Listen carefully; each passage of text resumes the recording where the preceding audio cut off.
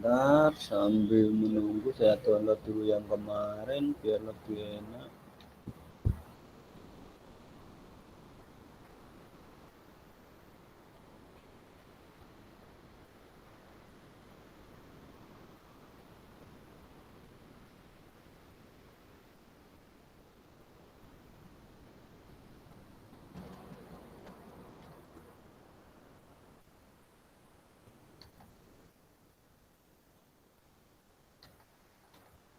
Kita kembali ke klinis lagi. Mungkin ini seharusnya teman-teman sudah banyak yang hafal. Kenapa? Karena kita sudah hamil 5 kemarin kayaknya Bu Anggi yang membuat status.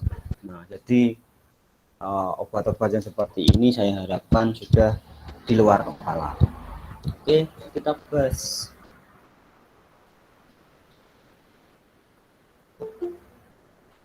Bentar, ada yang masuk.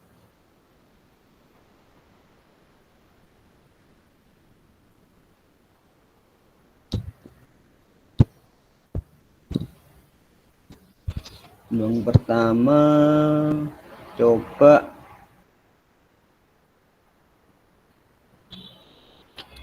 Mbak Anis.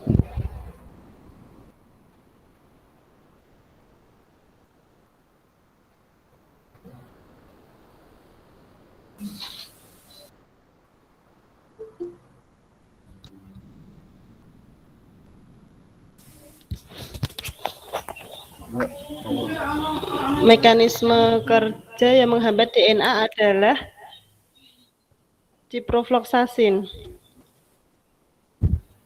Oke.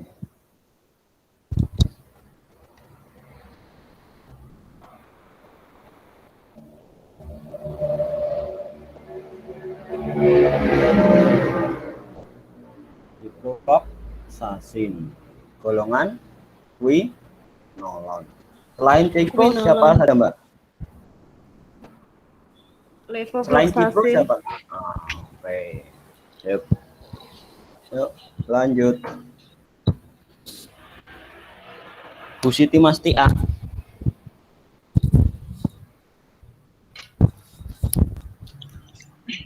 Seorang wanita pasca persalinan didiagnosa menderita demam tifoid. Terapi obat yang diberikan adalah kloramfenikol selama 10 hari. Efek samping yang mungkin terjadi adalah anemia plastik. Iya, Pak. Anemia? Iya, Bang. Plastik. Oke, ya. Kalau anak-anak? Anak-anak apa juga Pak? Grey. Grey baby syndrome. Grey baby syndrome.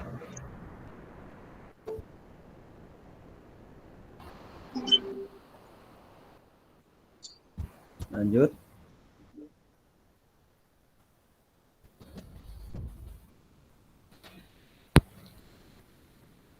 Mbak Sri Wahyuni.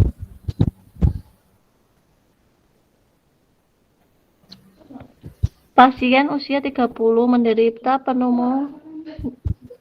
pneumonia pneumocystis. Dokter meresepkan cotrimoxazole untuk pengobatan infeksi. Efek samping serius yang dapat terjadi selama pasien mengkonsumsi obat ini Stevens-Johnson syndrome. D. SSJ ya. Ini paling khas ya. Oke.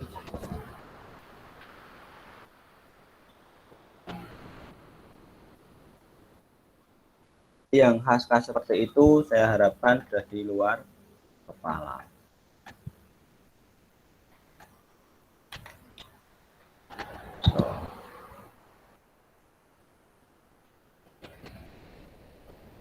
Ini juga masih berkode.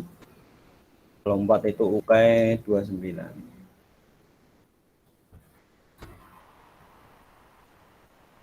Bu Irhami.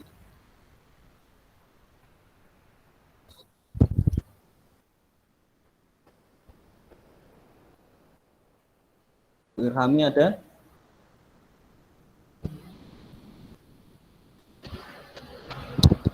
Nggak ada.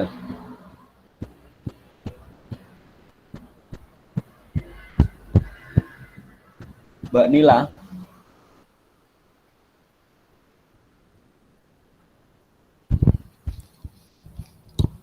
Ada? Enggak ada Mbak Melisa. Screen-nya kok mati. Apa? Mati? Screen-nya nggak kelihatan. Iya. Oke.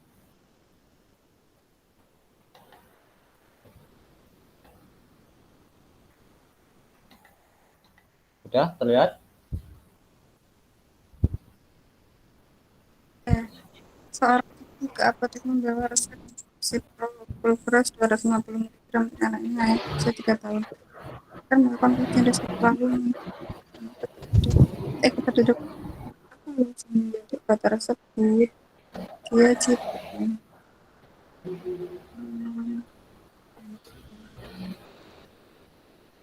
Dia itu menghambat pertumbuhan tulang. Jawabannya? Menghambat pertumbuhan tulang. B. Udah. Kita hanya review hari ini.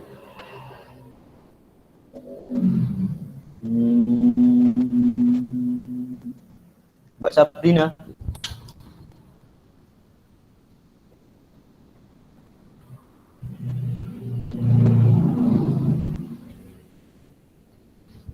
Sabrina nggak ada?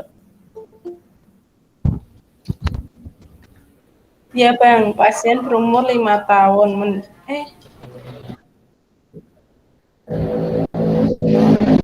Bang, itu mana Bang soalnya Bang?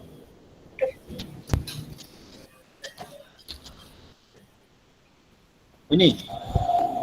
Bang, soal pasien berumur 5 tahun mendatangi klinik. Udah. Pasien berumur 5 tahun mendatangi klinik dan diagnosa CAP. Dokter akan meresepkan golongan beta-lactam. Apa obat yang direkomendasikan? C. Cotrimoxazole. Cotrimoxazole. Bantu Mbak Dara. Ya. Oh. Ya, halo. Oh, beta-lactam. Venom. Mbak Dara apa? Carbapenem. Carba? Venom. Satu kali lagi. Mbak Dia, ada? Carbapenem. Mbak Dia? Carbapenem. Carbapenem juga.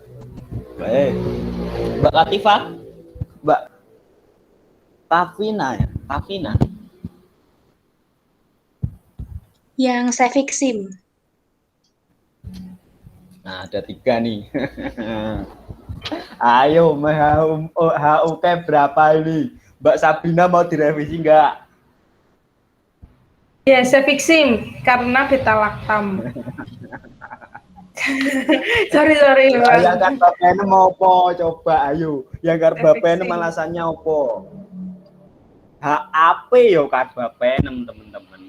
Kalau CAP jangan carbapenem dulu. Kenapa? Dia aja ini pertamanya kalau ada amoxicillin bisa digunakan amoxicillin. Nah, jadi yang tepat adalah cephalosporin generasi 3. Ayo Cefixim, terus ceftriaxone boleh, cefotaxim boleh. Nah, itu untuk CAP anak. Tapi memang kebanyakan dari beberapa UKAI CAP anak yang keluar itu biasanya bukan yang pertanyaan golong beta-lactam, tapi akhir-akhir ini muncul ya dimodifikasi kan. Nah, yang dulu itu bukan golongan beta-lactam, pertanyaannya apa? Antibiotik apa nih? Amoxicillin tuh. antibiotik empiris. Nah, antibiotik empiris yang dapat diberikan atau direkomendasikan adalah, nah itu bisa amoxicillin kalau CAP untuk anak 5 tahun. Nah, kalau dewasa nanti silakan dibuka literaturnya sesuai dengan yang ada yang teman-teman sudah catatkan. Kenapa? Ini H-5 loh. Nah, yang jawab carbapenem besok lagi tolong lebih teliti. Nah, CA bukan HAP, bedakan loh, HAP sama CAP itu beda. Kalau HAP carbapenem, tapi kalau HAP yang kalau dulu-dulu sih langsung HAP, pertanyaannya carbapenem. Cuma sekarang kan untuk yang ke depan sini kayaknya itu HAP-nya non apa namanya? MDR. Nah, itu beda lagi seperti yang kemarin kita jelaskan. Nah, jadi seperti ini. Oke, lanjut. Pak Maupo. Yang pentingnya kayak gini. Nah, jenengan enaknya apa? Jenengan salah jawab di sini itu kelingan biasanya. Wah, iki sing ingin dibahas Bang Pendi aku dikon jawabku ngene, salah. Wah, delalah iki metu nek. Mau salah aku. Nah, harapannya itu seperti itu teman-teman untuk belajar bersama. Makanya kenapa saya menunjuk teman-teman untuk membaca? Ya itu, kenapa nek saya yang membaca itu kayaknya yo kadang nyentel, kadang ora. Tapi teman-teman sendiri yang membaca nek salah itu mesti kadang kilingan. Ya rada izin, tapi kan izin karo kancane dhewe ora masalah. Yang penting kan iso dan lulus. Kan itu apa tujuannya kan kayak gitu. Makanya nggak perlu takut mbah bener mbah salah. Yang penting kan kilingan. Seperti somben metu plek kilingan. Nah, sing kiling-kiling ku kurang sak soal. Nah, bener lulus kan akhirnya. Kenapa? 1 poin itu penting dan berharga. Oke, lanjut. Nah, iki harusnya ya kudune bener kenapa? TBC lo yo. Nah, yuk Mbak Titis.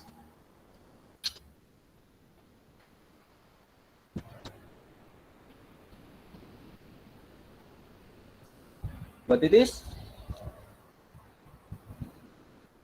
Gak ada? Mbak Rama?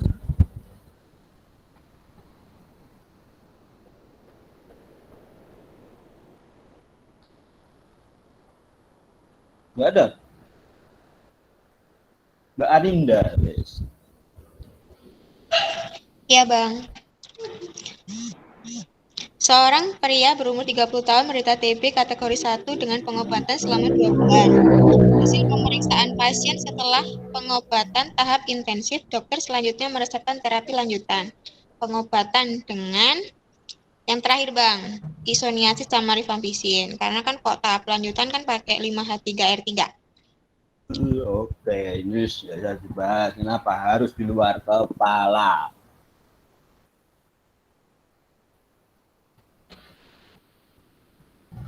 Nah, ini malah, lihat ini turut-turut berapa UK ini keluar. Nah, besok keluar Bang, ya mesti. Coba aja ingat-ingat, pasti ada yang keluar.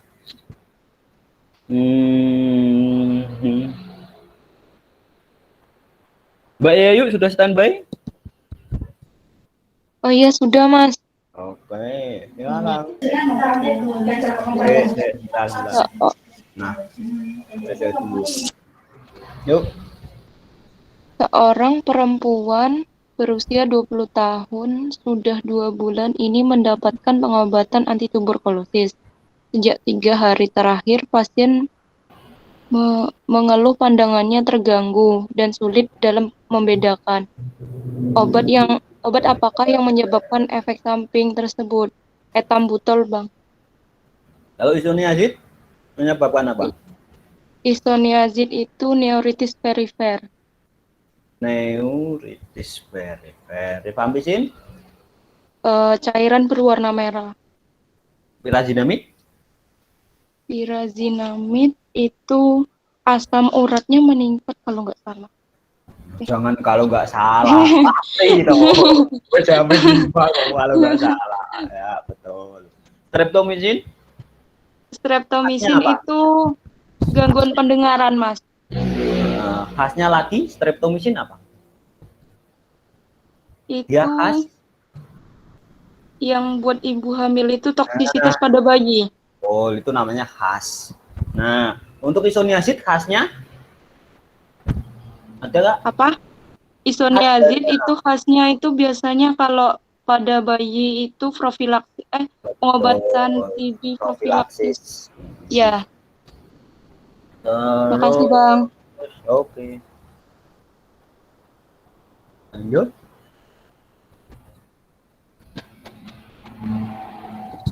Bu Anggi, standby.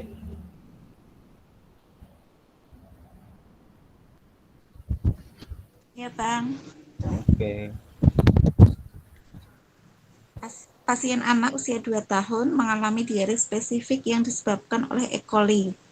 Antibiotik apa yang sesuai untuk pasien tersebut? E. coli. E. coli. Giling-giling. E. coli. Lele. Pak.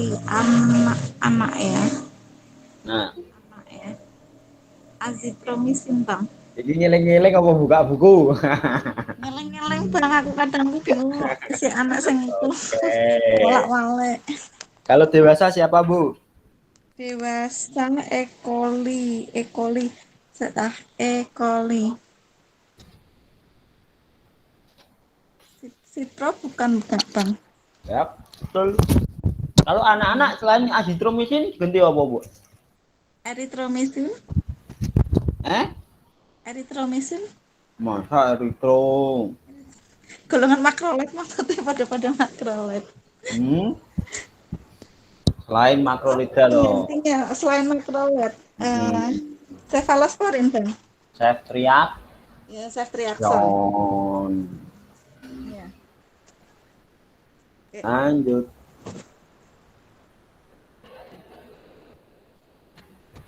Mbak Jati ya? Ada?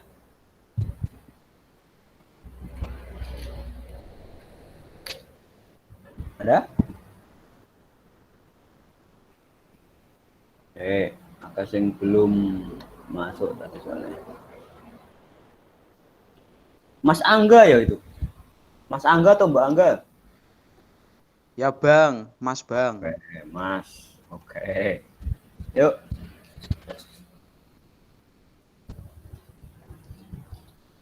Monggo dibaca. Pasien mengeluh tidak bisa BAB selama 3 hari. Diberi bisakodil sekali sehari, diminum pada waktu tertentu. Kapan waktu yang dimaksud? Nah. Kapan? Sebentar. Ya, masuk. Oke.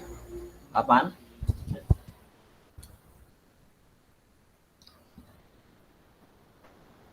Bisa dulu obat apa, Mas? Belum bilang kapan obat apa? Itu Bang apa? Kayak pencahar, Bang. Konstipasi. Ya toh. Tidak bisa BAB berarti kan konstipasi toh. Ini bentuknya berarti anu, Bang. Apa? Apa? Cair toh? Bisa kodil. Bisa kodil tablet. Di sini dia menginginkannya selama tidak diberi bisa kodil. Di sini biasanya tablet, Mas. Oh, tablet ya, Bang. Kalau tablet malam, Bang. Soalnya efeknya lama. Oke. Jadi kalau tidak disebutkan sediaan khusus, itu kita rekomendasi seperti ya, logikanya seperti misalkan di resep tidak ada 2 dosis, tetapi dosisnya tidak tulis, kita ambil dosis terkecil. Sama bisa kodil ada 2 memang bentuknya bisa supo, bisa yang pencet itu, bisa yang tablet. Kalau tidak ada keterangan khusus, berarti kita asumsikan dia sebagai tablet. Nah, tablet kenapa harus malam hari? Karena memiliki efek, dia berefek itu setelah 6 sampai 12 jam. Pokoknya perlu 12 jam kurang lebih itu baru berefek. Kalau kita minum malam hari, harapannya pagi hari sudah lancar. Bang, kalau suponya berarti pagi hari ya, Bang? Kalau supo tidak perlu pagi hari, bisa kapan saja. Kenapa? Kalau supo kan dia pengen BAB kapan, langsung efeknya kan 30 menit dari pemberian. Kalau di pilihan ganda nggak ada kapan saja, pilihnya itu boleh pagi hari. Kan kebanyakan biasanya kita asumsikan pagi hari itu orang banyak BAB secara normal itu di pagi hari. Seharusnya biasanya kan kayak gitu. Kita asumsikan seperti itu boleh. Cuma kalau di situ ada kapan saja, seharusnya ya kita menuju ke kapan saja. Kenapa? Ya dia efeknya 30 menit loh kita berikan. Nah, kalau misalkan kita harus pokok pagi, dan kalau misalkan dia mau memberikannya nanti siang, masa harus nunggu besok pagi lagi. Nah, jadi kan kalau memang itu supo karena dia sediaannya itu efeknya lebih cepat, bisa kalau digunakan kapan saja. Tapi kalau nggak ada kapan saja, kita bisa merekomendasikan di pagi. Oke, lanjut. Nah, ini yang agak kuat sidik.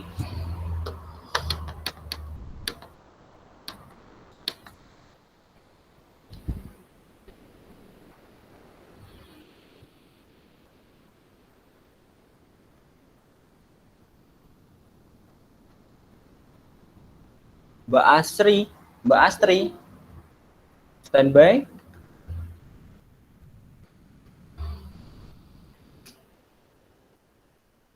Nggak ada. Mbak Dena, standby. Iya. Iya. Nah, silakan dibaca. Seorang pasien akan diresepkan infus X sebanyak 0,72 liter selama 1 hari dengan ketepatan 20 tetes per menit. Berapa mili menit? Bentar, 0,72 dibagi. Infusnya kita menggunakannya 20. 20 Nah, ini sudah disebutkan kan 20 tetes per menit. per 4 kali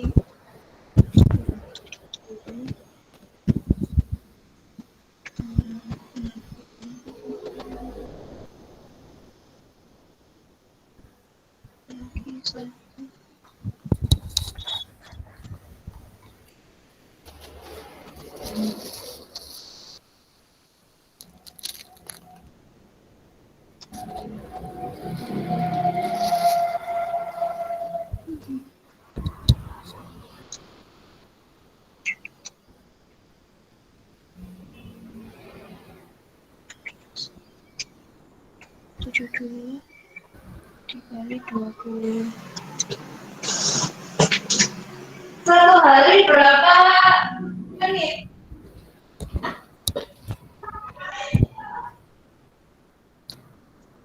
Satu hari berapa menit? Satu hari 24 jam kali 60 menit.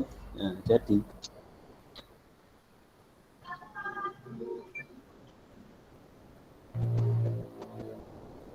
10 mili per menit. Oke, semuanya paham? Oke, perlu dijabarkan? Sudah tahu semua? Sudah dapat 10 mili per menit semua? Iya, Bang. Nah, ya. Nah, kalau sudah tidak saya jabarkan, tapi kalau belum akan saya bahas. Lanjut.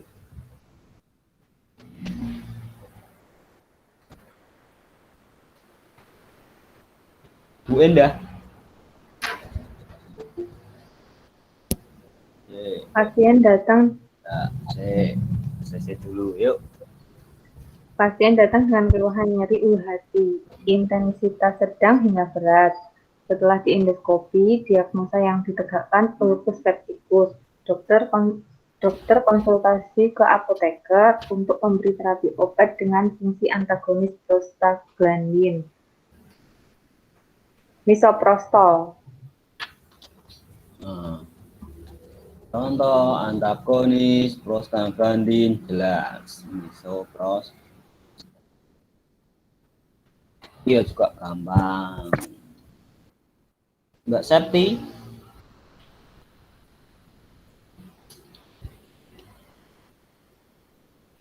Ada? Kalau nggak ada, Mbak Rizka. Ada? Ada, Bang. Seorang ibu ibu meminta obat di apotek. Anaknya menderita diare sudah 5 kali lebih dari tadi pagi. Anaknya mengalami lemas. Obat apa yang direkomendasikan? C. Bang Oralit.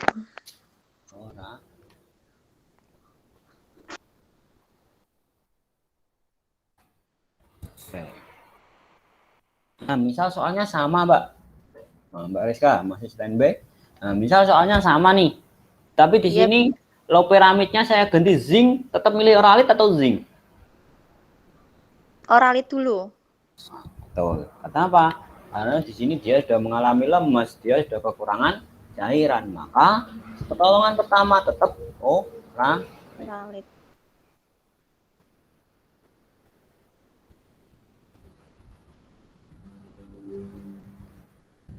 Nah, lanjut. Buir. Ya. Apa Bang? Oh enggak baca. Ya. Pasien datang dengan keluhan gatal pada bagian vagina, berlendir dan berbau. Dokter mendiagnosa pasien mengalami trichomoniasis. Apakah obat yang diberikan ke pasien untuk mengatasi penyakit tersebut? Bang, A. Metronidazol. Oke. Metronidazol. Ini juga masih berkode 3A itu TO NAS angkatan 28.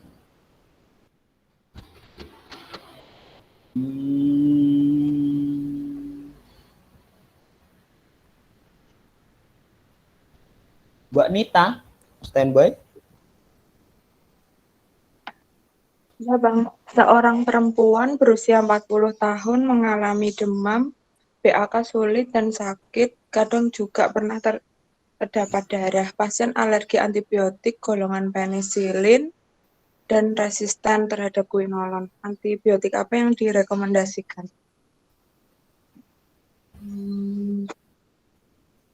Kotri Bang, A. Kotri.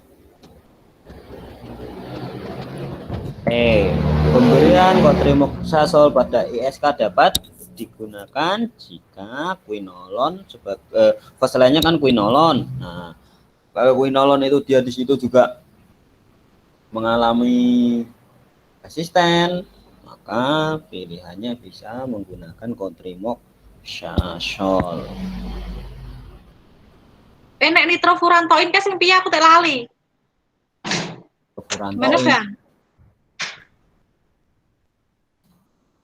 Nitrofurantoin. Sering kambuh nggak Bu? Sering kambuh, kekambuhan gitu. Ya. Gimana Mbak? Sering kambuh? Iya, sering mengalami kekambuhan. Benar nggak Bang? Nah ISK, aku ki bingung kok Bang sing ISK jian. ISK quinolon pertama. Ya. Lainnya dapat diikuti beta laktam. Nah di sini dia alergi quinolon, alergi beta laktam, bisa menggunakan kotrimoxazol. Tapi kalau nitrofurantoin itu kayaknya apa ya? Aku juga lupa. Tapi di modul ada itu. Nanti langsung di. Nek hamil. Nah iya itu. Kalau hamil. Nah, kayaknya kotrimoxazol kategorinya apa? Kayak boleh toh. Nah, yaitu. Tapi hamil tidak ada ampicillin. Kalau ada ampicillin. Nah, kalau enggak, kalau alergi golongan penisilin juga, nah nitrofurantoin itu bisa dijadikan alternatif. Tapi dia juga harus lihat trimesternya. Seperti itu. Hah? Good. Bang Pan mau tanya. Ya. Itu kan kalau yang kemarin sempat dijelasin sama Bang Pen itu kan kalau yang ISK itu kan lininya kan first line-nya kan pakai quinolone, baru kalau enggak beta lactam. Nah, di situ kan keterangannya dia alergi penisilin aja kan. Berarti kemungkinan cephalosporin masih bisa tuh Bang. Yang cefadroxil.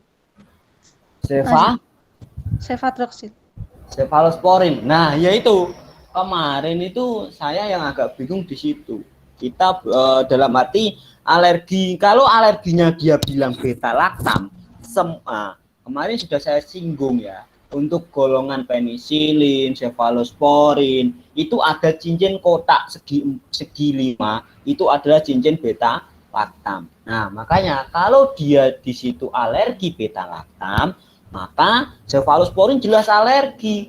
Cuma kalau alergi penisilin, ada beberapa literatur dia mengatakan belum tentu cefalosporin alergi. Kenapa? Karena gugusnya berbeda, hanya sama di gugus beta lactamnya. Nah, tergantung. Dia kan alerginya bukan gugus beta lactamnya, dia alerginya di gugus penisilinnya. Nah, makanya kemarin saya bilang kalau alergi penisilin kita mau pindah ke cefalosporin generasi berapapun itu masih memungkinkan. Ada beberapa literatur yang mengatakan boleh. Makanya kemarin saya mengatakan seperti itu. Cuma itu pun ada yang masih perdebatan dalam arti apa? Ya nggak bisa Bang. Kenapa? Karena kalau misalkan alergi penisilin sama dia kayak cefalosporin pun alergi. Nah, tergantung sebenarnya kalau di titik fokus soal itu ada kata kunci tambahan. Mungkin dia membahas strukturnya atau apa. Nah, kita bisa memastikan, tapi kayak gini. Saya ya kalau kemarin ya seperti saya jelaskan, tetap kalau misalkan alergi penisilin belum tentu cefalosporin alergi. Kenapa? Alasannya tadi karena gugusnya juga berbeda. Mereka yang sama itu hanya gugus beta lactamnya.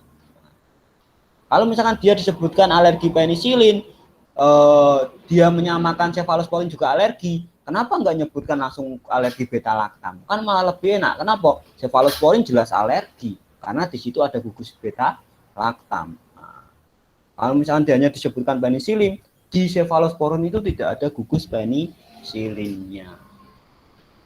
Nah, kalau misalkan penisilin, amoxicillin Bang, nah itu masih memungkinkan. Kenapa? Karena gugusnya sama, cuma ditambah R saja atau ditambah pasangan ionnya saja. Makanya kalau penisilin alergi, yo ampicillin biasanya alergi, amoxicillin jelas alergi. Kenapa? Dia satu gugus, tapi cefalosporin beda gugus. Nah, makanya kemarin saya bilang di situ bisa menggunakan cefadroxil. Tapi ini juga kan di sini kan yang jadi pertanyaan toh. Nah, ini alergi penisilin loh Bang. Nah, kenapa enggak cefadroxil? Ya. Kalau di sini bentar. Seharusnya sih diikuti oleh beta lactam. Nah, ada yang bisa memberi masukan? Kalau misalkan dia kan pertama lini pertamanya adalah quinolone, diikuti beta lactam. Beta lactam itu bisa amoxicillin, cefixim, ceftriaxone. Nah, di sini alerginya hanya golongan penisilin. Nah, ini setuju pindah ke cotrimoxazole atau kita ke cefadroxil. Kalau yang seperti saya jelaskan kemarin sih ya cefadroxil seharusnya. Kenapa? Tadi kalau alergi penisilin belum tentu dia alergi golongan cefalosporin. Ada yang bisa memberi tambahan?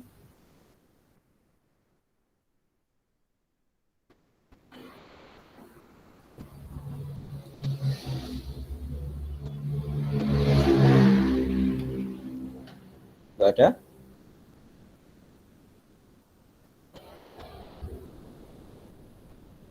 Tak carikan dulu.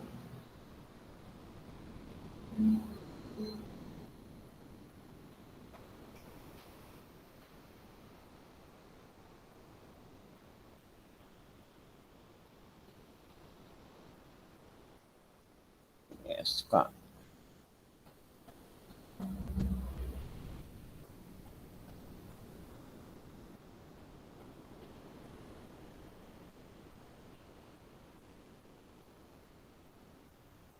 Kalau yang tadi nitrofurantoin itu jika sebelumnya dikasih kotrimoxazol, Bu. Makanya dia nggak mempan menggunakan kotrimoxazol, pilihannya adalah nitrofurantoin. Itu yang khusus nitrofurantoin.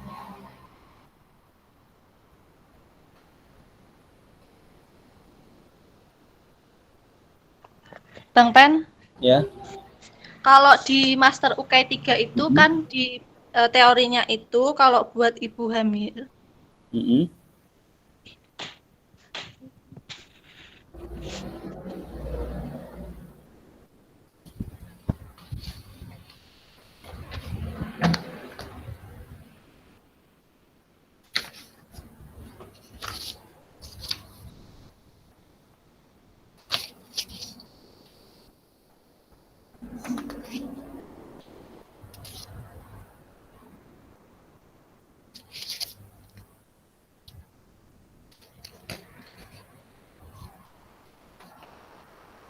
Bagaimana?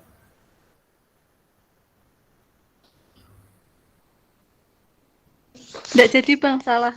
Bentar, Bang. Oh. Di sini ISK penyebab paling sering adalah kebanyakan E. coli rentan terhadap amoxicillin, ampicillin.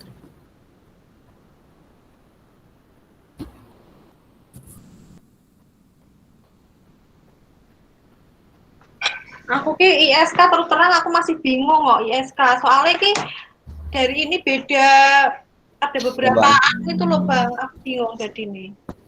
Ya, susahnya kalau untuk klinis itu, Bu, dalam arti dia nggak bisa saklekan dalam arti literaturnya pakai dipiro, nggak bisa disaklekan kayak gitu, makanya nggak enaknya itu. Kadang ada yang bilang seperti ini, kadang seperti itu. Kalau di dipiro pun dia juga tidak menjelaskan kalau alergi penisilin digantinya seperti ini, kalau resisten quinolon digantinya ini, nggak enaknya itu. Bang, mau nanya, kan kalau yang bumil ISK itu kan biasanya dipakainya kan yang cefalosporin generasi 3. Misalnya ini pakainya cefadroxil kan cefalosporin golongan generasi 1. Jadi biasanya kan kalau bumil pakainya ceftriaxone ya. Ya, paling aman itu. Kalau Kalau Kotri memang dia buat ISK, ya. ISK-nya untuk nggak boleh, ya. Mas Pendi, soalnya apa? Coba aku mau baca lagi ketinggalan. Ini. Ini ya. Oh ini. Seorang perempuan terusnya. Oh, enggak hamil ya soalnya ya. Enggak hamil. Cuma ya tadi seperti yang dulu saya sampaikan, kalau alergi penisilin itu memang kadang belum tentu alergi cefalosporin. Nah, oke. Nanti coba saya diskusikan dulu dengan mentor yang satunya. Nanti kalau misalkan biasanya kita cari literatur dulu, nanti biar ketemu biar lebih enak, nanti saya share lagi deh. Nah, misalkan memang alergi penisilin di sini dia harus menuju ke kotrimoxazol atau cefadroxil. Kenapa? Soalnya dalam keseharian prakteknya itu kok nganu ya, apa pakainya banyakan malah Cipro. Kalau ciprofloxacin. Cipro terus gunanya asam pipemidat kayak urinter gitu-gitu apa ya? Aku bingung ya masih itu. Oke. Cipro.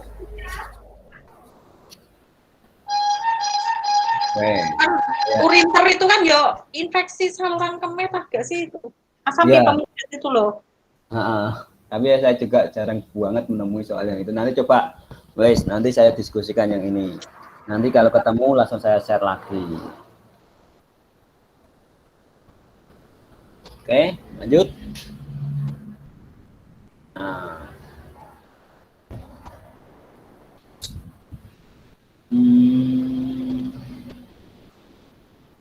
Mbak Yayang. Ibu hamil trimester kedua terkena malaria, baru pulang dari Papua dengan keluhan demam dirasa setiap 2 hari sekali. Obatnya apa yang sesuai dengan kondisi wanita tersebut? Hamil trimester kedua. Quinine. Quinin, Bang. Quinin. Kenapa? Ini kan soalnya kan pasiennya hamil. Kalau hamil kan dikasih kina. Kina. Terus? Mana kina? Enggak ada toh? Quinin kalau Quinin. beda loh. Beda. Beda tuh Bang quinin sama kina. Quinin sama quina itu beda. Mosok dikira kina tok. Ono satu lagi kok. Apa? Kalau malaria yang falciparum tuh hamil. Iya, tapi trimester pertama itu dikasih itu kina plus lindamisin. Tapi kalau ya falciparum. Tapi ini kan nggak dijelasin malarianya apa. Terus kalau malaria yang Vivax itu dikasih kina aja. Tapi ini kalau trimester kedua dikasih ACT. Tapi ini nggak ada ACT. Berarti dikasih. Pernah lihat kloroquine nggak? Ya pernah lihat kloroquine, tapi bukannya itu ya Bang yang nggak hamil ya. Ini kan soalnya hamil. Seingat saya itu justru kalau yang hamil itu kloroquine masih merupakan obat pilihan pengobatan malaria dalam kehamilan dan kina untuk mengobati malaria yang berat untuk ibu hamil. Jadi kita coba di Mescap kira-kira kloroquine masuk enggak?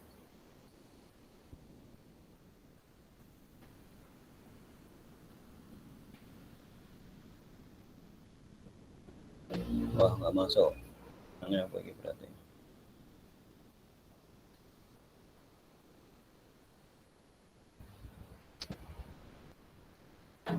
Jadi sebenarnya yang alternatif untuk ibu hamil itu trimester yang 2 adalah kloroquine.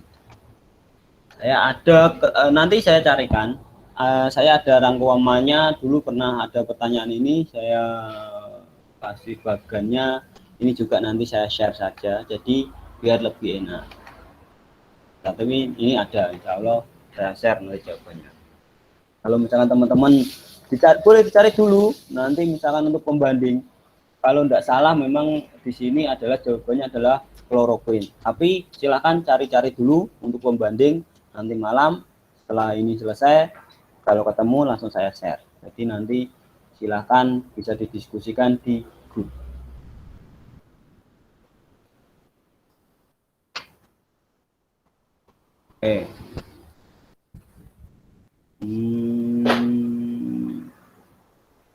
Kamu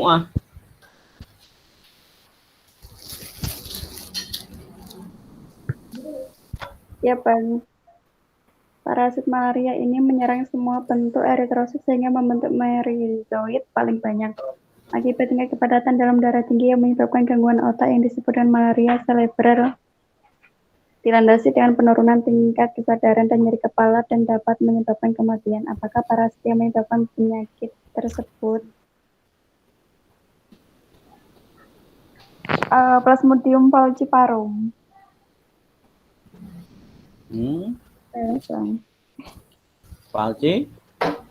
Nah, dari beberapa plasmodium yang paling berbahaya adalah falciparum karena dia menyebabkan malaria cerebral, mengganggu otak.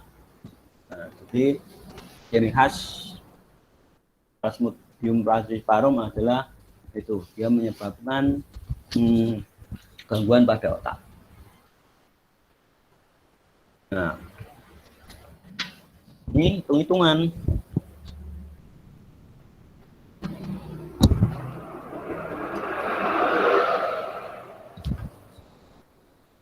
Hitung-hitungan ini satu poin. Mbak Siska wis.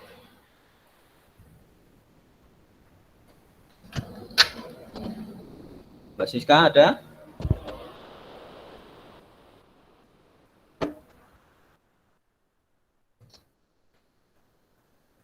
Nggak ada?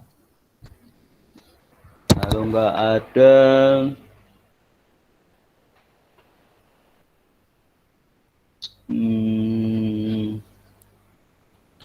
Mbak Sri Wahyuni.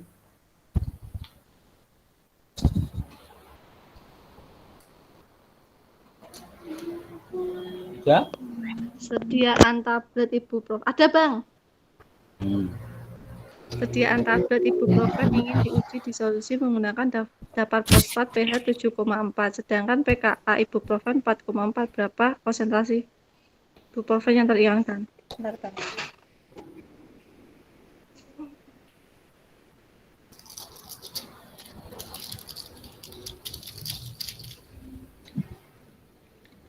%99%, Bang. Bisa caranya? Bisa. Jadi kan 7,4 dikurangi 4,4 kan hasilnya 3. Nah, kalau pKa-nya itu lebih dari 2, pKa lebih dari 2, maka yang terionkan itu 99%. Teman-teman yang perlu diketahui di sini kadang nulisnya 4,4, kadang ada beberapa buku literatur mengatakan nulisnya 10 pangkat min 4,4. Jangan bingung, tapi dia tetap pKa-nya adalah 4,4. Untuk yang ini biasanya paling sering menghafalkan seperti yang dijelaskan oleh Mbak Sri Wahyuni.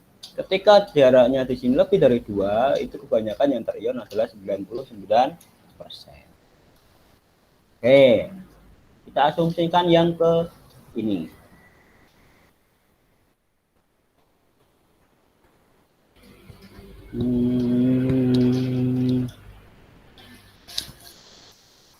Bu Siti masih ya? Soalnya sinyal saya terputus. Bisa diulang yang tadi nggak? Yang PKA itu. PKA, lihat jarak ini sama ini, Bu. Mbak. Bu atau Mbak, ya sama aja lah.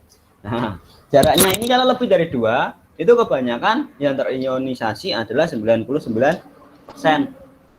Nah, ada rumusnya, Bang? Ada, tapi nggak tak bahas yang di poin ini. Nanti tak bahas di poin bawahnya. Kenapa? Karena yang di poin ini bisa dihafal hafalannya. Kenapa? Ya tadi, kalau lebih dari 2 mesti yang terionisasi adalah 99%. Tapi nanti ada beberapa soal dia tidak langsung 99%. Nah, itu dia perlu rumus. Nanti coba saya bahas. Nah, untuk di sini sementara cara menghafalnya adalah lebih mudahnya tadi. Ketika ini dan jarak ini adalah lebih dari 2, maka yang terionisasi adalah 99%. Itu bisa dibuktikan, Bang? Bisa, nanti saya tunjukkan rumusnya. Oke, lanjut dulu. Ya, nanti kita bahas di nomor bawah ini. Mbak Titi standby.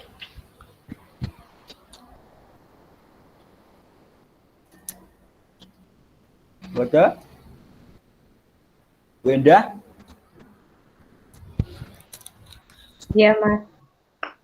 Methotrexate merupakan obat golongan inhibitor asam folat yang memiliki pKa 5,4 dan bersifat asam lemah. Dalam terapi, pasien harus mempertahankan pH urin pada nilai sekitar 7 agar methotrexate tidak mengendap di ginjal. Berapa persen fraksi terionisasi methotrexate pada pH urin di nilai sekitar 7?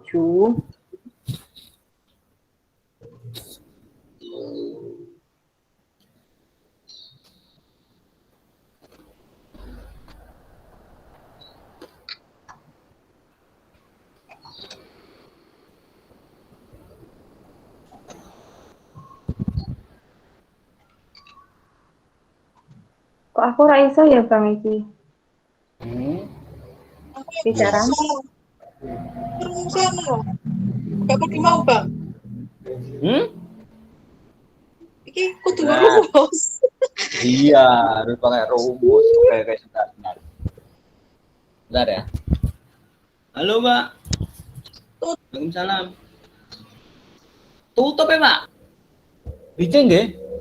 Nggih. Saya sore tutup ya, Pak. Sore ditutup ya, Pak.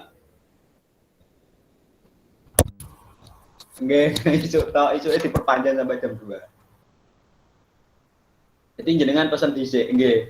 Nggih, soalnya niki nggih siap yo, nggih enggak sih. Nek jenengan pun pesan kan enggak boten napa-napa, panci ditutup nek sore. Nah, makanya kadang niki napa? Perubahan di Februari niki. Terus ditutup sore ini. Cuma awane tok dilosno ben boten tutup buka tutup buka. Nggih. Nggih, kula siapke. Sesuk dijupuk sore nggih boten napa-napa. Tapi kan isuke pun didameke. Nah, ngoten nggih, siap. Nggih, salam. Oke? Nah. Ya, saya tanya dulu. Bu Endah, ini senyawanya asam lemah apa basa lemah? Kudu mikir. Asam lemah ku ya? Asam lemah. Alasannya kenapa? Nah. Enggak, maksudnya nek sing kalau pH-nya itu ini termasuk asam ya Mas, gitu. Nek pH itu iki pKa dan bersifat asam lemah. Dan pasien harus mempertahankan pH urin pada nilai sekitar 7. Kalau urin 7 kan biasa. Iya Bang, aku tak ngerti kok. Oke. Mbak Muah? Gimana Bang? Ini asam lemah apa basa lemah? Asam lemah. Dari mana? Kok tahu asam lemah? Rumus pH kan pH sama dengan pKa plus log garam. Asam bagi garam. Kurang tahu sih Bang, tapi kalau jawab ini mungkin saya bisa Bang. Berapa? Ini aku kan kalau dia kan 7 dikurangi 5,4 kan ketemunya 1,6. Nah, kalau berarti kan pH lebih dari pKa, ada dua kemungkinan antara 90% terion atau 99% tak terion. Nah, kalau misalkan dia 1,6 itu ketemunya 90% itu di pilihan kan nggak ada Bang. Jadi di 1,6 itu terbulatin menjadi 2, jadi 99% terion gitu. Jawabannya E. Oke, kita bahas. Nah, fokusnya tadi saya tanyakan asam lemah atau basa lemah itu penting teman-teman. Kenapa? Nek nggak tahu itu ya gak iso ngerjakno. Kenapa kita butuh rumus di sini? Nah, ngerti ku piye Bang? Nah, ada rumusnya. Nggak usah bingung. Gampang, Jan. Asam lemah. Gampang. pH sama dengan pKa plus garam. Kalau garam ya mungkin bisa dikatakan gitu, tapi plus angka lah kayak gitu. Nah, maksudnya Bang, plus angka 1. Kalau basa lemah pH sama dengan pKa min 1. Loh, piye to iki kok ruwet? Nah, jangan diruwetkan dulu. Contoh ya teman-teman, ini hanya berapa? 7 toh? Sama dengan pKa-nya berapa? 5,4. Nah, 5,4 dan sama dengan 7 itu ditambah atau dikurang?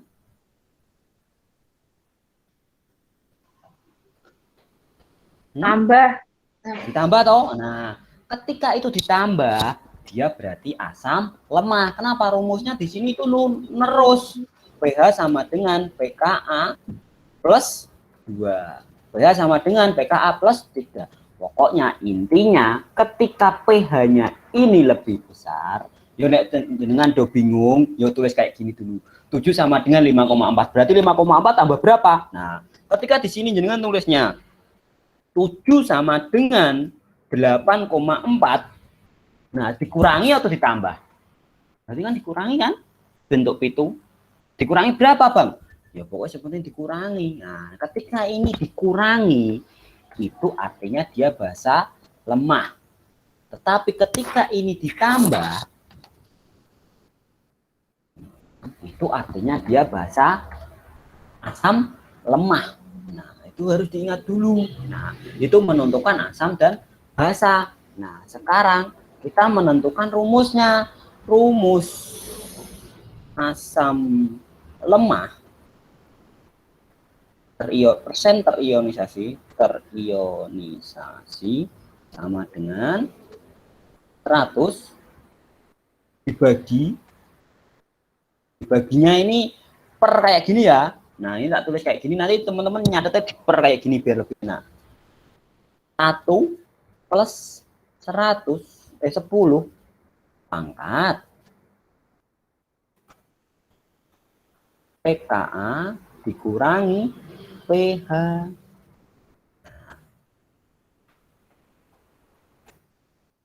Beda bang, beda. Nek rumusnya bahasa lemah, makanya tadi tak tanya, kita harus menentukan dulu ini bahasa lemah apa asam lemah. Kalau bahasa lemah sama, ini cuma bedanya pH dikurangi pKa. Nah, diwalik silahkan kayak gitu. Nah, kita sudah menentukan ini tadi asam atau basa. Oh, itu asam bang. Nah, oke. Kita berarti tinggal masukkan ke rumusnya. Saya taruh sini aja ya biar lebih enak. 100 dibagi dalam kurung 1 ditambah 10 pangkat berapa berarti? 5,4. Nah, kan karena dia asam toh, berarti kan menggunakan ini 5,4 dikurangi pH-nya.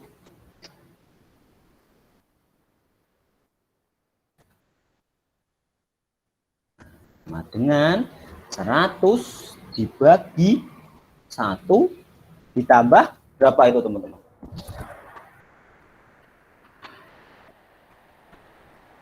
Ada yang pakai kalkulator yang sintetik? Kalkulator itu coba nanti cari ya, itu hasilnya kalau tidak salah 0,025. Kenapa ini min ya? Min kan berarti nanti 1 dibagi, nah, jadi kan seperti itu. 5,4 dikurangi 7, nah, jadi tinggal dibagikan. Nah, jadi hasilnya adalah 100 dibagi langsung 100 dibagi 0,25 sama dengan 97,5%. Ada yang perlu ditanyakan? Jawabannya adalah D. Aku gak mudeng ya? Gak mudeng. Abang ini nang ukrai bang. Hah? Ya, orang begitu tahu. Saya makanya saya ajarkan. Bedanya ambil yang atas. Nah, kita uji coba ke atas ya. Kita kopas dulu rumusnya. Kopas. Senet. Kita buktikan. Sing atas mah kok iso jujuk 99 piye to, Bang? Oke. Kita buktikan. Nah, di sini kita lihat ini pH-nya adalah 7,4. Nah, berarti nek tak tulis 7,4 sama dengan 4,4 ditambah apa dikurang berarti untuk 7,4? Ditambah kan? Tambah. Nah, berarti kesimpulannya dia asam lemah. Nah, kalau dia asam lemah, kita pakai rumus yang asam lemah. Nah, rumus yang ini. Nah, substitusikan lagi. Nah, berarti kita tulis saja ini tinggal berarti pK-nya berapa? 4,4 dikurangi 7,4. Coba itu dibagikan berapa itu? Berarti kan 10 pangkat 3. Berarti berapa?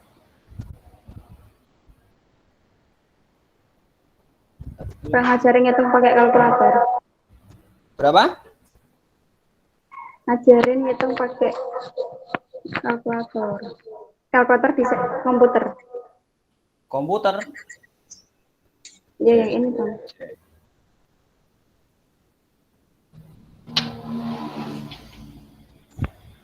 Ini 10 pangkat 3 berarti 1 dibagi kan ini 10 pangkat min 3 toh.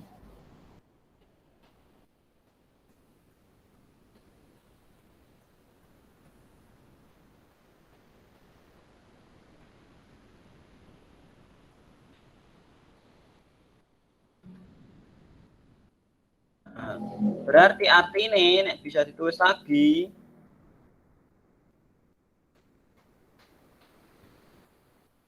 nek nggak kalkulator saja, ini nggak kalkulator yang sintetik atau apa itu harusnya 1 per 10 pangkat 3 loh. Nah, berarti biro 100 dibagi 1 ditambah 0,02 betul 10 pangkat 3 yuk biro 1000 toh. Hah? Iya. Nah, berarti enter 100 dibagi 1,001 berapa? 99% kan? Benar nggak?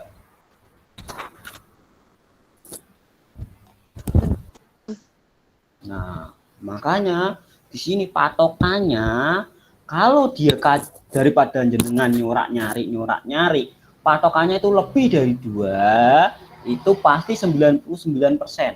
Nah, jarak mana toh Bang? Iki loh, ini jaraknya kalau lebih dari 2, mesti 99%. Nah, iki jaraknya kan maka nih, 1,6. Nah, itu mau nggak mau, ya harus dilebokke rumus ben apa? Ben ketemu jawabannya antara D atau C. Jadi seperti itu kesimpulannya. Ketika itu lebih dari 2, terus gak usah nggo rumus, langsung pilih 99%.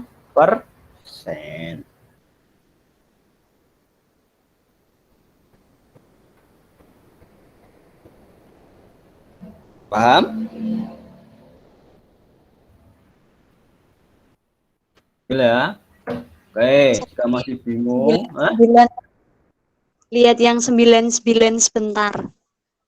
99, oke. Jadi kalau misalkan pakai, itu Bang, bagaimana Bang? Itu kayaknya ya teknik tersendiri itu 10, terus untuk pangkatnya itu, nah, siapa yang biasa menggunakan kalkulator itu silakan boleh dicobakan di sini.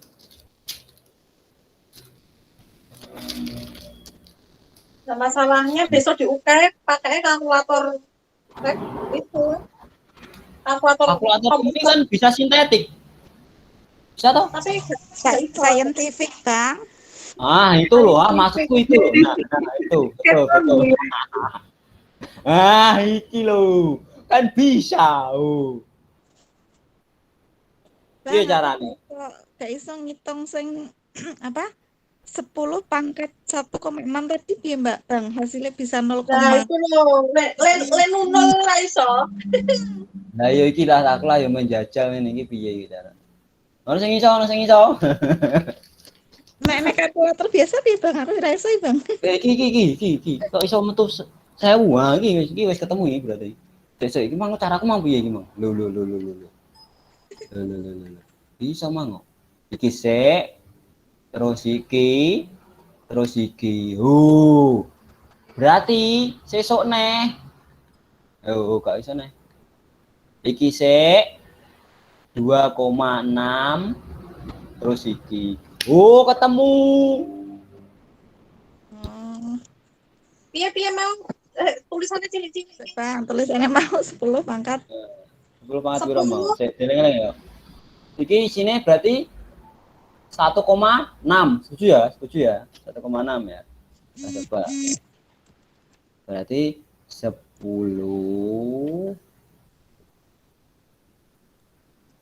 1,6. Pangkat saya yang ditulis lagi 10. Sik. 10 sik, terus 1,6. Penet 10 neh. Nah, 1 dibagi answere gak ono yo. Sama dengan iku atake Bang. Kan harusnya minus 1,6, Bang. Iya makanya seharusnya minus, tapi iya cara ngelebokno minus ya. Kalau aplikasinya di kalkulator. Ruwet ini. Minus ora iso.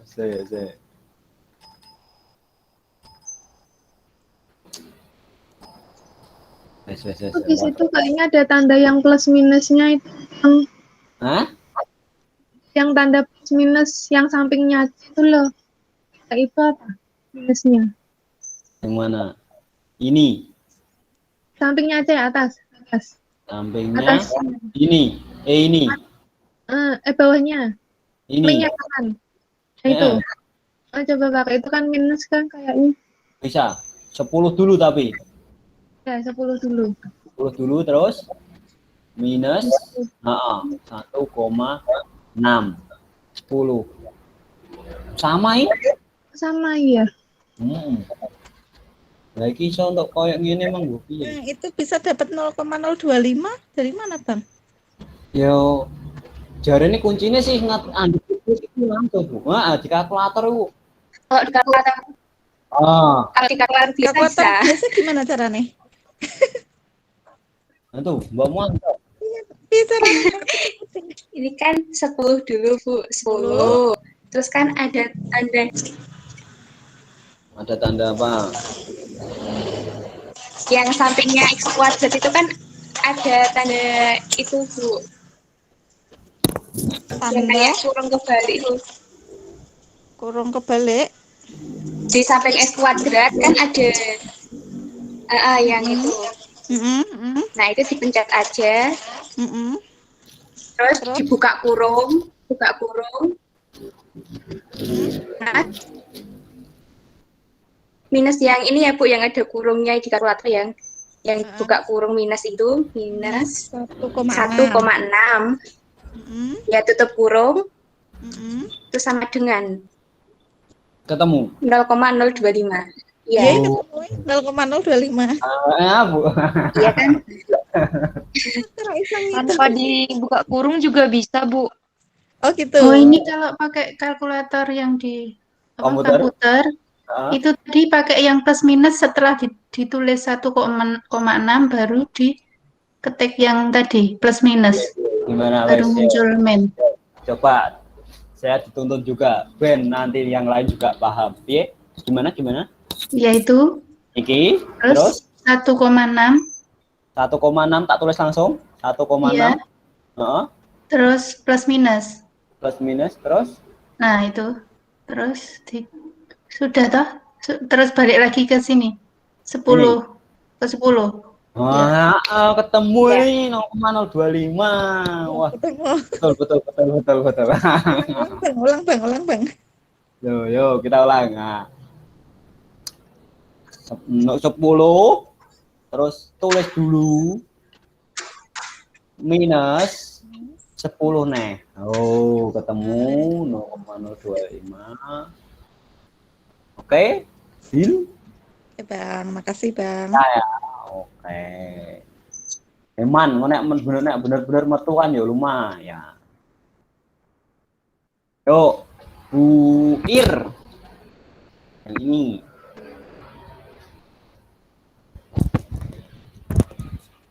Bu Ir ada? Ki piye carane? Epedrin memiliki pKa 9,4 dan bersifat basa lemah. Apabila epedrin ditambahkan ke dalam larutan dengan pH 7,4, berapa persen epedrin yang tidak terionisasi?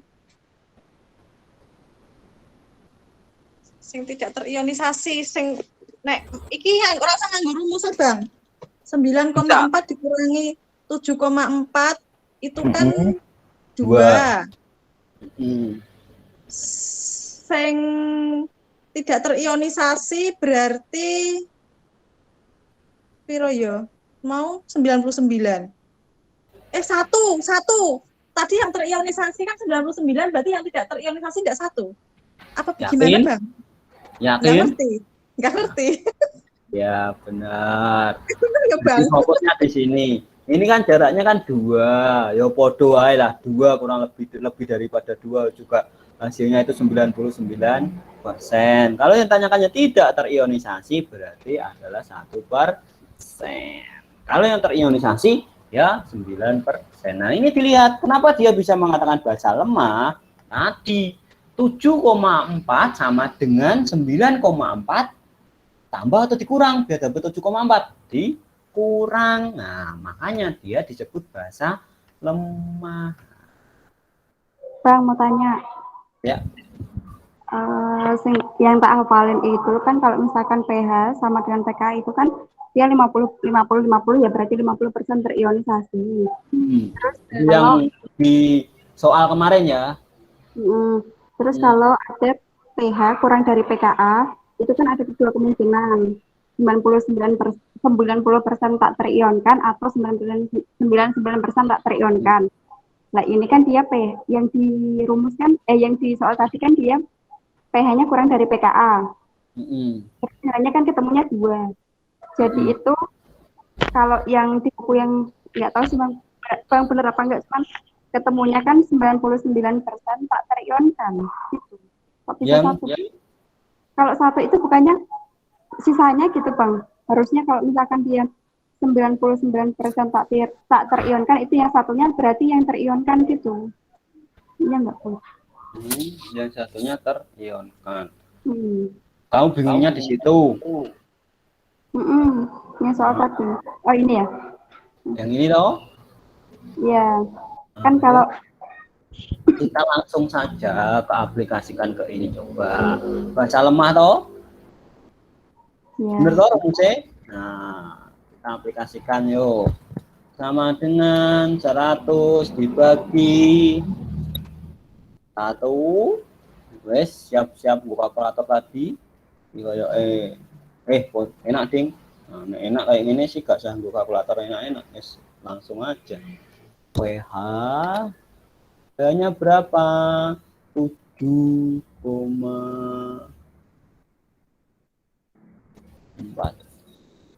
dikurangi 9,4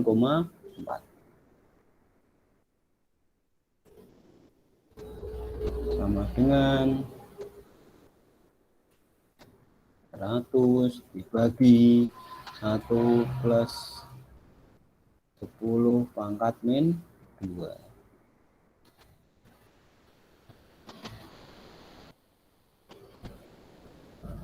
Sama dengan ini rumus terionkan ya. Toh, deal lo yo, ini yang terionkan lo yo. 100 dibagi 1 plus 0,01. Terima Bang 0,01. Coba dimasukkan kalkulator sendiri lagi. Berarti sama dengan 100 dibagi 1,0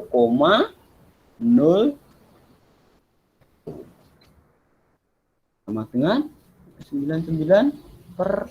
Ini yang terionkan. Nah, kalau yang tidak terionkan, tinggal kita pilih yang tidak terionkan. Tinggal dikurangi toh. 100% dikurangi 99% sama dengan 1%. Jadi seperti ini. Jadi ketika teman-teman sudah mengetahui rumusnya, misalkan walaupun di beberapa soal atau di beberapa buku itu jawabannya berbeda, jangan ragu. Kenapa? Rumus sudah pasti. Kalau rumusnya tidak ada perdebatan. Nah, kecuali rumus itu ada perdebatan, mungkin teman-teman bisa ragu. Tapi kalau rumus seperti ini sudah yakin, sudah tidak ada perdebatan lagi, ya sudah, kita sesuaikan saja. Kalau yang ditanyakannya tidak terionkan, ya kita hitung saja. Ini rumus terionkan, terionisasi. Nah, berarti yang terionisasi 99%, yang tidak 1%. Paham? Bang, boleh lihat soal atasnya ini tadi, Bang? Sebentar, Bang. Yang atasnya ini. Atasnya tadi yang hitung-hitungan kayak gini. Ini. Lagi. Ya, ini. Oh, berarti semua rumusnya itu dibagi 1 plus ya, Bang ya? Ya, rumusnya sama. Ya. Kalau bedanya di sini, Bu. Kalau asam itu pKa min pH. Kalau basa pH min pKa. Bedanya di situ kok. Oh iya iya. 1 plusnya sama semua. Ya, 100-nya sama semua. Oke, ya, makasih Bang. Oke, 2 soal lagi mungkin nanti kita lanjutkan besok. Karena mungkin biar ada yang cari makan nanti enggak kesusahan. Oke, lanjut. Bu Anggi, monggo. Iya, Bang. Aku ya, Bang. Ya. Ya. Seorang pasien mengeluhkan sulit buang air besar selama seminggu terakhir dan dokter memberikan resep sebagai berikut. Bisakodil S1DD 1 tablet. Kapan waktu yang Anda sarankan untuk minum obat tersebut? Tablet ya, nak tablet malam hari ya, Bang? Malam hari. Tadi sudah ada, cuma nggak ada tabletnya. Nah, ini ada. Ya. Oke, soal terakhir.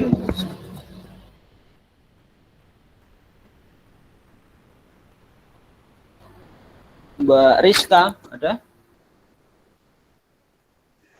Ada, Bang. Oke. Seorang pasien berumur 64 tahun didiagnosa menderita neuropati dan diresepkan amitriptilin 25 mg 1 kali sehari. Setelah menggunakan, pasien merasa mutul, serasa kering, konstipasi, dan penglihatan mulut terasa kering, konstipasi, dan penglihatan berkunang-kunang pada saat bangun tidur. Hal ini menurunkan kepatuhan pasien. Rekomendasi pengganti terapi apakah yang sesuai?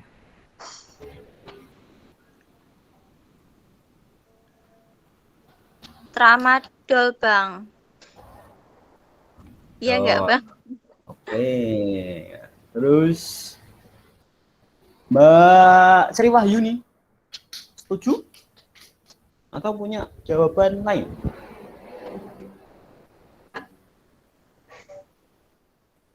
Ada Mbak Sri Wahyuni? Enggak ada? Kalau enggak Gimana tuh? Nah, setuju dengan jawaban ini? Tramadol? Atau punya jawaban yang lain? Pregabalin bukannya ya, Bang? Kalau neuropati itu. Kita Karena bahas. ada gabapentin, pregabalin sama kalau enggak TCA. Nah, oke. Kita bahas. Betul, untuk neuropati. Nah, ciri khasnya ini ya. Kalau diresepkan pertama memang amitriptilin. Ketika amitriptilin tidak mempan, dia menggunakan pregabalin, nek enggak gabapentin. Itu kata kuncinya. Nah, ketika gabapentin sama pregabalin tidak mempan, boleh kita menggunakan alternatif tramadol. Tapi itu untuk pilihan yang terakhir. Nah, karbamazepin, Bang, untuk juga, tetapi lebih efektif penggunaan pregabalin dan gabapentin. Jadi seperti itu. Jadi kata kuncinya neuropati, enggak cari pregabalin ya gabapentin dulu. Dan antara gabapentin dan pregabalin siapa yang duluan, Bang? Nek misal kayak ngono, nek kepeksa sehingga soal delalah pengen memicu Anda untuk berpikir dan menganalisa, ya sudah, karena di literatur pun mengatakan gabapentin lebih dulu, ya gabapentin dulu, baru pregabalin. Oke, ada pertanyaan? Oke, kalau tidak ada pertanyaan, saya akhiri dulu untuk pertemuan hari ini. Kita besok lanjut, insya Allah sore lagi kalau bisa. Ya. Boleh lihat soal yang apa, tetesan per menit infus tadi nggak, Bang? Soalnya tadi terlambat. Ini masih bingung? Enggak, Bang, cuman mau lihat soalnya aja. Nanti mau nyoba ngitung-ngitung lagi. Ya. Kasih ya, Bang. Oke, ada lagi? Sudah? Nah, oke, kalau tidak ada lagi, saya akhiri saja untuk pertemuan sore hari ini.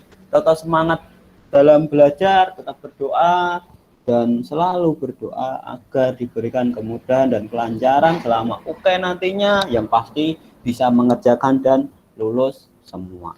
Amin. Oke, kurang lebihnya saya minta maaf jika ada salah kata pada sore hari ini. Terima kasih atas perhatiannya. Wassalamualaikum warahmatullahi wabarakatuh. Waalaikumsalam warahmatullahi wabarakatuh. Makasih, Bang. Oke. Terima kasih, Bang.